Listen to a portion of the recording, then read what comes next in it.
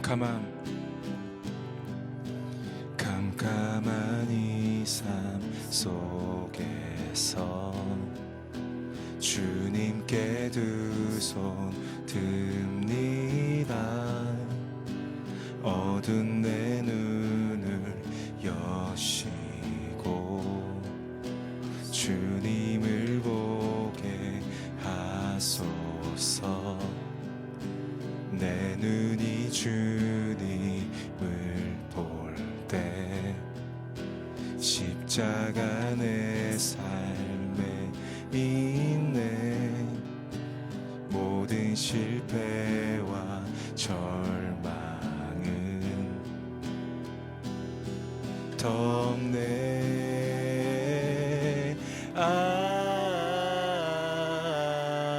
아버지 은혜가 내 살리네.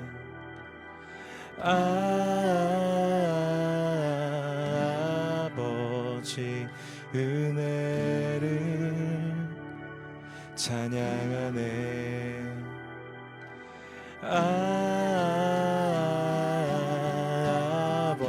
아버지 은혜가 날 살리네.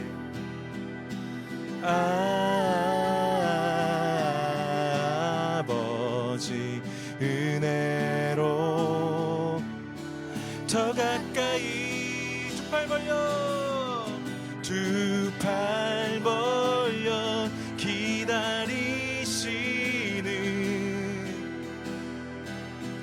주님께 달려가 두 팔 벌려 안아주시는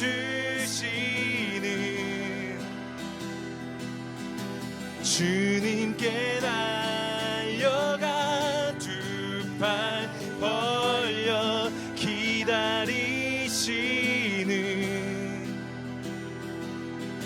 주님께 달려가 두 팔 벌려 안아주시는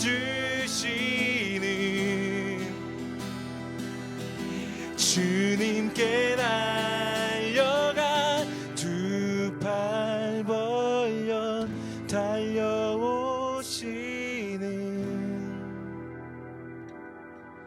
주님께 안기네.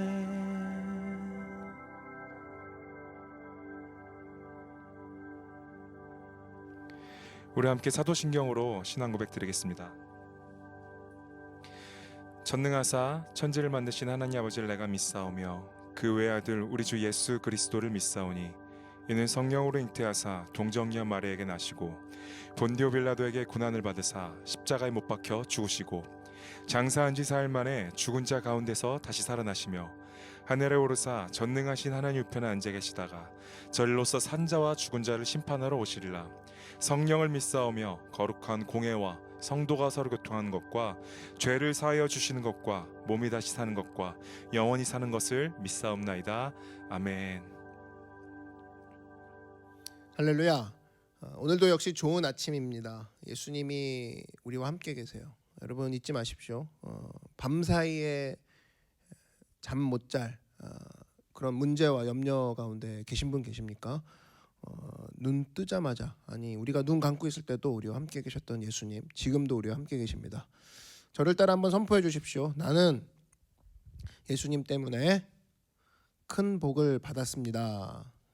나는 예수님 때문에 큰 복을 받았습니다. 언제나 예수님이 우리와 함께 계시는 그 자체가 복이라는 걸 기억하고 오늘도 승리하는 저와 여러분 되기를 주의 이름으로 축원합니다. 하나님 말씀 보겠습니다. 사도행전 8장 1절에서 3절 말씀입니다. 사도행전 8장 1절에서 3절 말씀 우리 함께 합독하겠습니다. 사울은 그가 죽임당함을 마땅히 여기더라. 그날에 예루살렘에 있는 교회에 큰 박해가 있어 사도 외에는 다 유대와 사마리아 모든 땅으로 흩어지니라. 경건한 사람들이 스데반을 장사하고 위하여 크게 울더라. 사울이 교회를 참멸할새 각 집에 들어가 남녀를 끌어다가 옥에 넘기니라. 아멘. 네, 오늘은 고난이 주는 유익, 고난이 주는 유익이라는 제목으로 하나님 말씀 증거하도록 하겠습니다. 이게 스데반이 죽죠. 돌에 맞아 죽습니다. 또 사울은 그걸 마땅히 여기고 오히려 더 핍박을 넓히죠. 그랬더니 교회가 흩어집니다. 이 내용까지만 보면 완전 실패한 이야기 같아요. 스데반이 허망하게 죽고 극심하게 핍박이 치닫죠. 설상가상입니다. 특별히 이제 3절을 보시면 사울이 교회를 잔멸할 때 이 잔멸이 디스토리라는 뜻인데 헬라어를 보면은 멧돼지가 포도원을 난장판을 만들어 놓는 걸 의미해요. 그러니까 어떤 느낌인지 아시겠죠? 포도원을 짓밟고 다니는 거. 그러니까 수습이 안 되는 거예요. 수습 정도가 아니라 형체를 알아볼 수 없을 정도로 핍박이 임하는 거죠.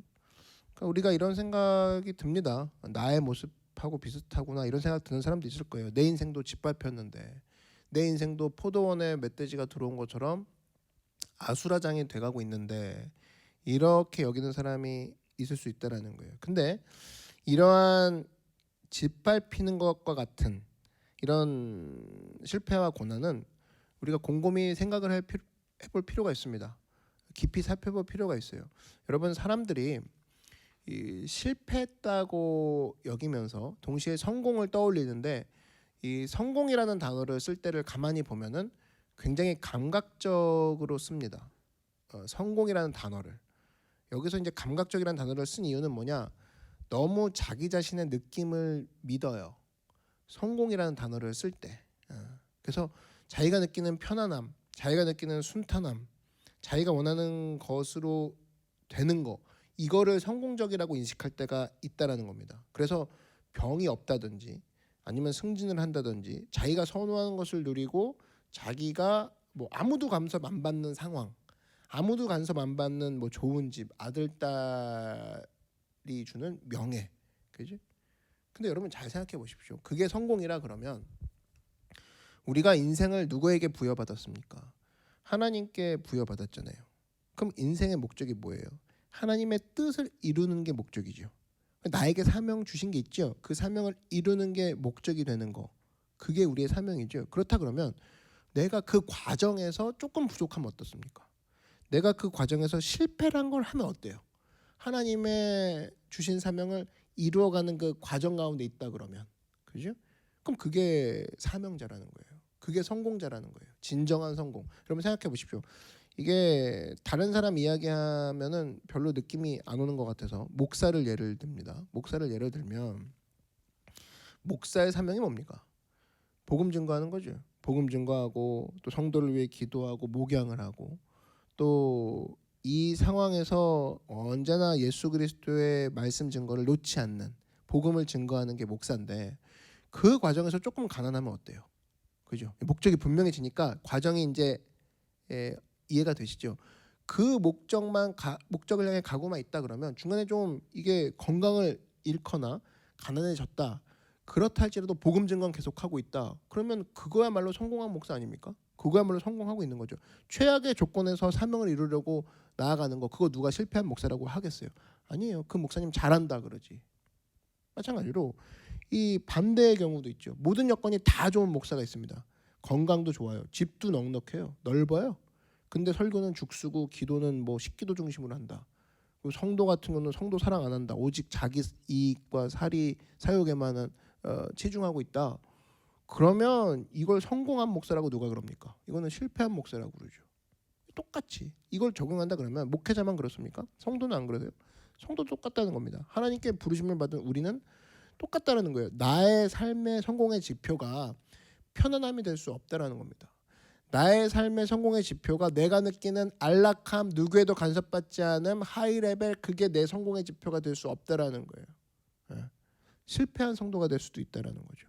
내게 주신 사명을 이루며 나아간다. 그러면 비록 실패를 좀 느끼고 고난이 있다 할지라도 그게 승리하는 인생이라는 겁니다. 그런 관점에서 보면 오늘 이 사도행전 8장 여기서 잘 안 보이는 부분이 다 보일 거예요. 오늘 주제는 이겁니다. 도대체 우리 삶 가운데 이런 고난이 하는 역할이 무엇이냐?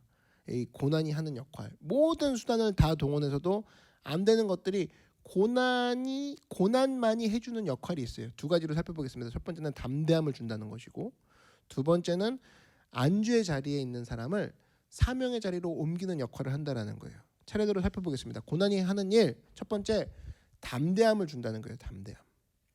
이 초대교회 이야기죠.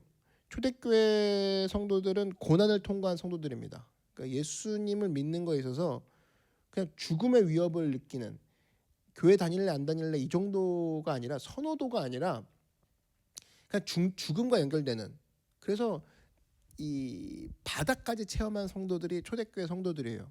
그러니까 담대해지더라는 겁니다. 왜냐? 당해봤더니 별거 아니거든요. 거기까지 가보니까. 사실은 이게 되게 중요한 거예요. 고난의 자리에서 하나님이 도우시는 손길을 경험했어요. 그게 바닥이면 바닥일수록 하나님의 강력한 손길을 경험했거든요. 그러니까 당해보니 별거 아니군, 점점 담대해지는 거예요. 이게 원리라는 겁니다. 다윗도 그랬죠. 다윗 보십시오. 얼마나 많은 고난을 당했습니까? 그런데 그 가운데서 담대함도 커지죠. 여러분, 사람들이 그 죽기 전에 가장 읽고 싶어하는 성경이 바로 뭐냐? 시편 23편이에요. 거기 이제 4절을 보니까 사망의 음침한 골짜기 이런 표현이 나오죠. 그게 없었습니까? 다윗이 있었어요. 그런데 그럼에도 내가 해 당함을 두려워하지 아니함은 뭐예요? 이유가 뭐였다고 그랬어요? 주께서 나와 함께 하심이라. 그걸 경험했기 때문에 담대해지는 거예요. 사망의 골짜기까지 가보니까 주께서 나와 함께 하심을 경험을 했더니 사망의 골짜기도 별거 아니네. 이걸 경험했더니 담대해지더라는 거예요. 그래서 바닥 체험이 중요합니다. 고난은 그걸 가능하게 해줘요. 고난을 당한 사람은 당해보니 별거 아니네, 하나님의 손길이 더 가까이 있었네, 담대해지는 거죠. 그래서 여러분, 우리 삶 가운데도 그겁니다.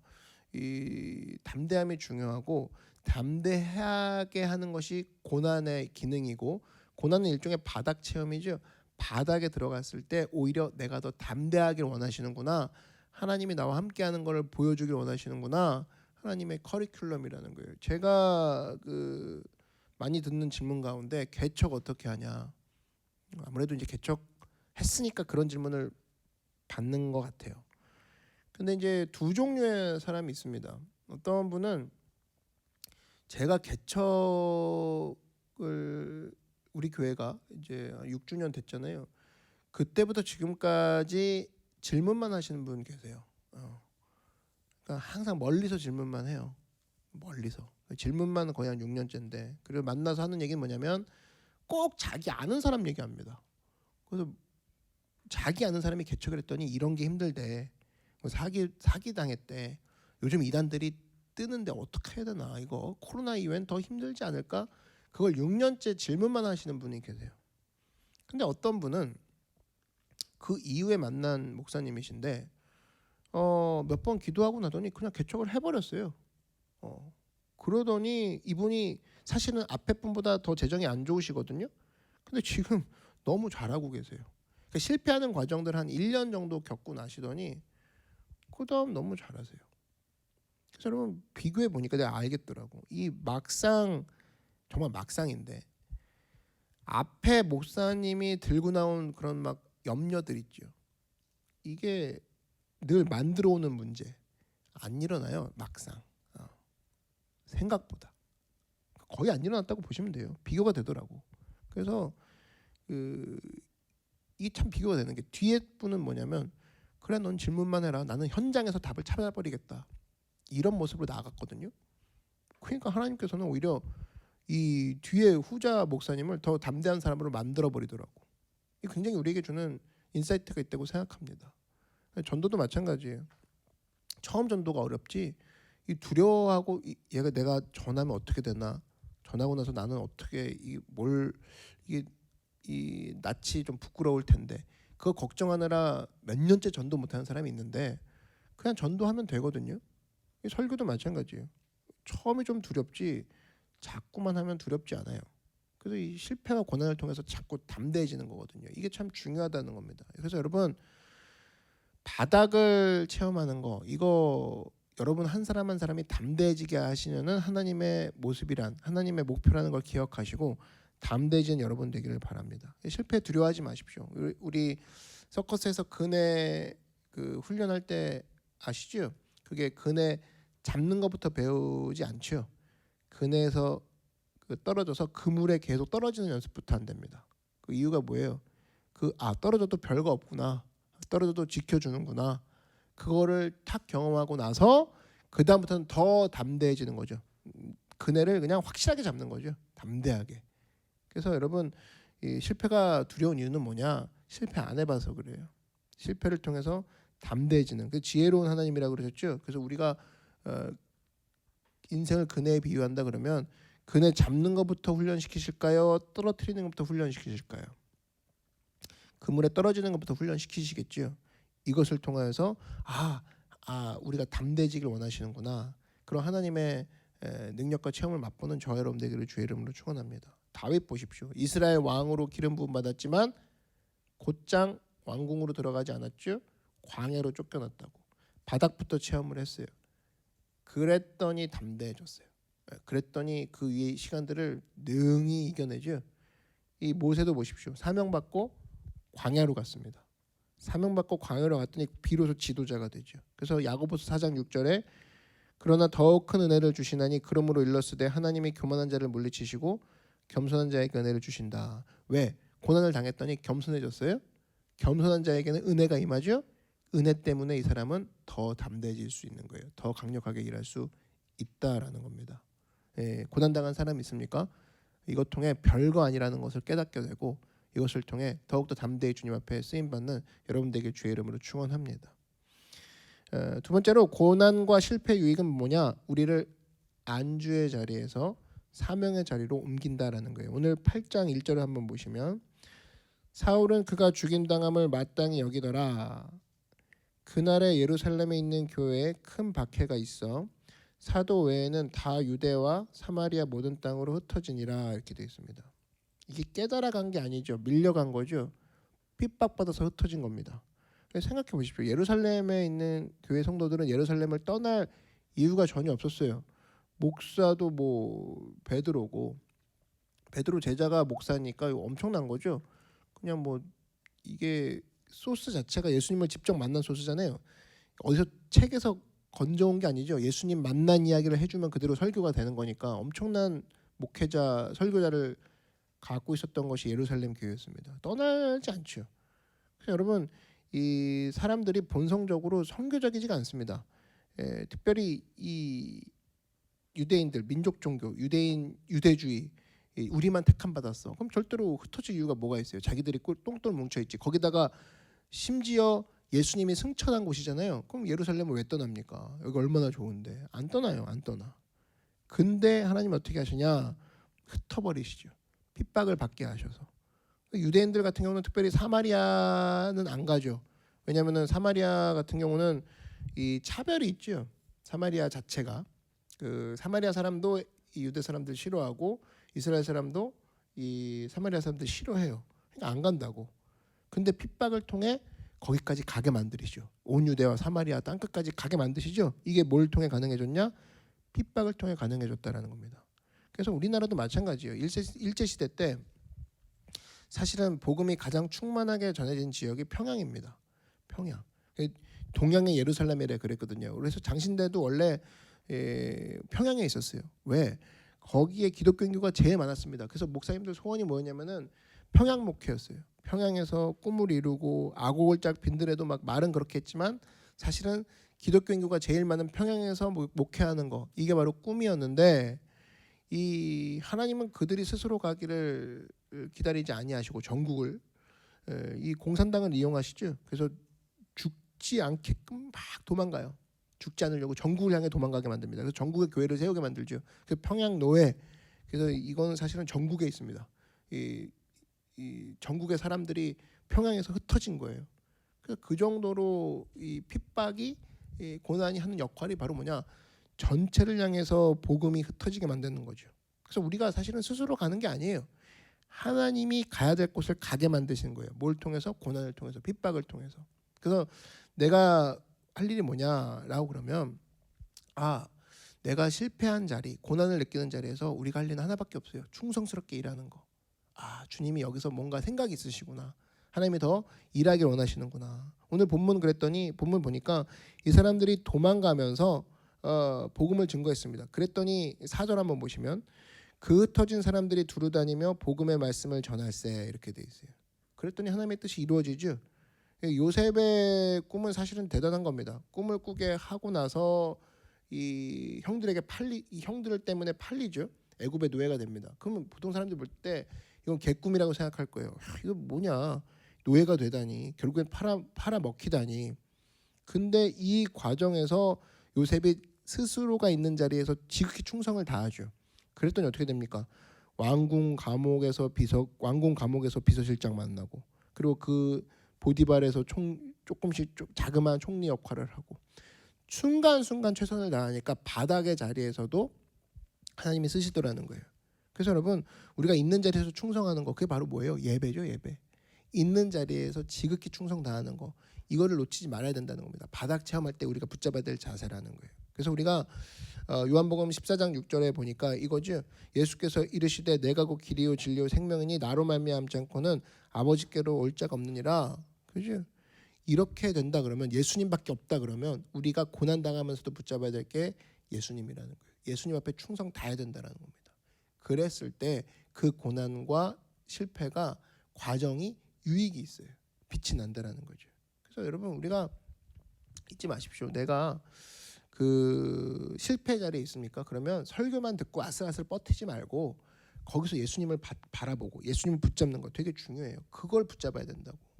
늘 그 버티는 인생, 아슬아슬하게 막 유지되는 인생, 그게 아니라, 그래, 내가 충성을 다하겠다, 예수님께 충성을 다하겠다. 지극히 작은 일, 요셉의 감옥에 있는 상황, 요셉이 노예로 팔려간 상황이라 할지라도 작은 일에 충성 다한 것처럼 내가 이 상황일수록 더욱더 충성을 다하겠다. 그래서 예배 말고는 답이 없고, 예배 말고는 내가 이 자리를 지킬 수 있는 것이 없다. 지극히 작은 자리에서 예배 가운데 충성 다하는 여러분 되길 주의 이름으로 축원합니다. 고난이 주는 유익이 바로 그런 거예요. 고난의 자리에서 안주하지 말아야지, 사명을 기억하고 예배 가운데 나아가는 거. 오늘 고난의 유익을 두 가지 살펴봤습니다. 고난은 우리를 담대하게 만들어요. 고난은 우리를 사명의 자리로 나아가게 합니다. 언제나 이것을 기억하고 주님 앞에 나아가 승리하는 여러분 되길 주의 이름으로 축원합니다. 오늘 말씀을 생각하면서 기도하도록 하겠습니다. 하나님, 내가 고난을 당하고 있습니까? 담대하게 만드신 하나님의 모습이라는 걸 기억하고 담대하게 원합니다. 또한 내가 고난을 당하고 있습니까? 고난의 자리에서 사명을 기억하는 사람 되게 원합니다. 우리 주님의 이름 한 번 부르고 함께 기도하겠습니다. 주여, 사랑해 주님 감사합니다.